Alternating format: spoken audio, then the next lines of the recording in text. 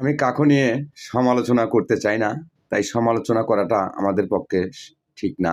কিন্তু আমি একটা কথা আপনাদের মাঝে বলতে চাই যে, জামায়াতে ইসলামের দাঁড়িপাল্লাতে ভোট দিলে ফেরেশতার টিকিট পাওয়া যায়। আল্লাহ তাআলা কি জামায়াতে ইসলামকে বলছে যে, তোমরা এইসব কথা জনগণের মাঝে প্রচার করো, তাহলে তারাও ফেরেশতা পেয়ে যাবে।